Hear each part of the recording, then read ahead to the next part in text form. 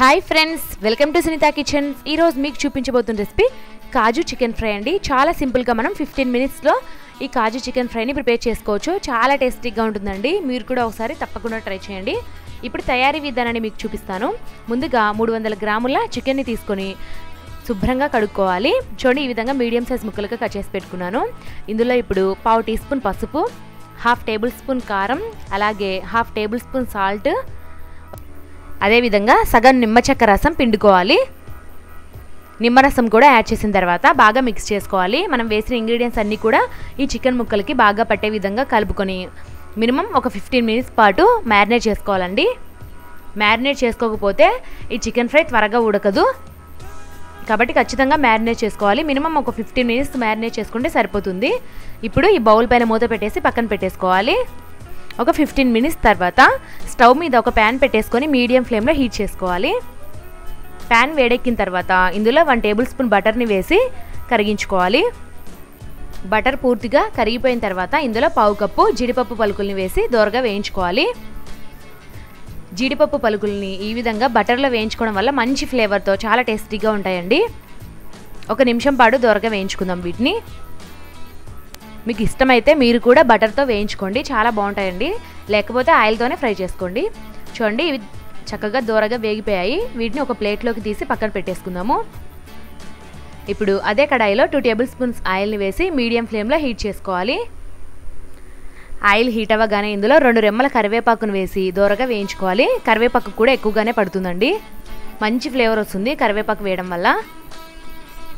ఇందులో ఇప్పుడు 2 medium size ఉల్లిపాయలని cut చేసి వేసుకోవాలి. అలాగే 2 పచ్చిమిర్చిని కూడా ఈ విధంగా కట్ చేసి వేసుకోవాలండి.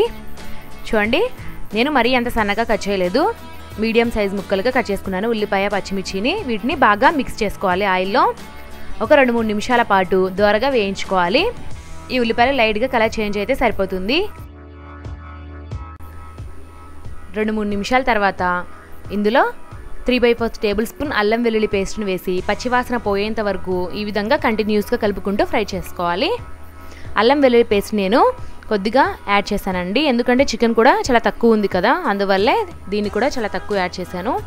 చూడండి, అల్లం వెల్లుల్లి పేస్ట్ కూడా పచ్చివాసన పోయి దోరగా వేగిన తర్వాత ఇందులో చిటికెడు పసుపు, అలాగే 1/2 టేబుల్ స్పూన్ కారం, అలాగే రుచికి సరిపడా సాల్ట్ని యాడ్ చేసుకోవాలి.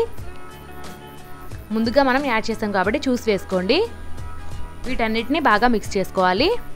చూడండి, ఈ ఉల్లిపాయ ముక్కలన్నిటికీ పసుపు ఉప్పు కారం బాగా పట్టిన తర్వాత ఇందులో ముందుగా మ్యారినేట్ చేసి పెట్టుకున్న చికెన్ ముక్కల్ని వేసుకోవాలి. చూడండి, ఈ చికెన్ ముక్కల్ని కూడా బాగా మిక్స్ చేసుకోవాలి ఈ ఉల్లిపాయ పచ్చిమిర్చి ముక్కల్లో. ఈ విధంగా బాగా కలుపుకున్న తర్వాత మూత పెట్టేసుకొని 4 నుంచి 5 నిమిషాల పాటు సిమ్లో ఉడికించుకోవాలండి.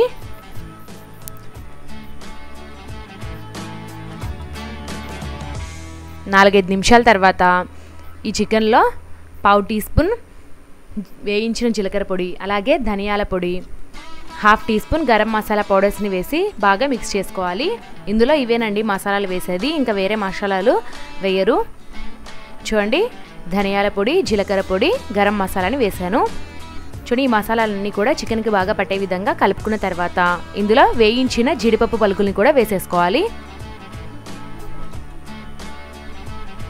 ఇప్పుడు మరొకసారి బాగా కలుపుకొని ఈ విధంగా టోస్ట్ చేసుకోవాలి. ఈ విధంగా టోస్ట్ చేసుకున్న తర్వాత మూత పెట్టేసుకొని సిమ్లో పెట్టేసి ఒక 12 నిమిషాల పాటు ఉడికించాలండి. 10 నుండి 12 నిమిషాల పాటు సిమ్లో పెట్టి ఉడికించుకోవడం వల్ల చాలా త్వరగా ఉడికిపోతుంది. ఒక 12 నిమిషాల తర్వాత మూత తెరిచి చూద్దాము. చూడండి, చికెన్ రెడీ అయిపోయినట్టుగా ఉంది. ఒకసారి చూద్దాము చికెన్ ఉడికిందా లేదా అనేది. చూడండి, చికెన్ ముక్క ఉడికిపోయిందండి. కాజు చికెన్ ఫ్రై రెడీ అయిపోయిందండి. మీరు కొత్తిమీర చల్లుకోవాలనుకుంటే కొద్దిగా వేసుకోండి, నేనైతే వేయట్లేదు. వెంటనే స్టవ్ ఆఫ్ చేసేసుకొని వేడివేడిగా ఈ కాజు చికెన్ ఫ్రైని సర్వింగ్ బౌల్లోకి సర్వ్ చేసేసుకుందాము. ఈ కాజు చికెన్ ఫ్రైని మనము రైస్లో కానీ, చపాతీ లేకపోతే దోశ దేంట్లోకైనా తీసుకోవచ్చండి, చాలా బాగుంటుంది. మనం రెస్టారెంట్కి వెళ్తే ముందుగా చికెన్ స్టార్టర్స్లో ఈ కాజు చికెన్ ఫ్రై కూడా కంపల్సరీ ఉంటుందండి, చాలా టేస్టీగా ఉంటుంది. ఈ కాజు చికెన్ ఫ్రై సేమ్ మనకి రెస్టారెంట్ స్టైల్లో ఏ విధంగా ఉంటుందో అదే టేస్ట్గా ఉందండి. మీరు కూడా ఒకసారి తప్పకుండా ట్రై చేసి ఏ విధంగా వచ్చిందో నాకు కామెంట్స్ రూపంలో తెలియజేయండి.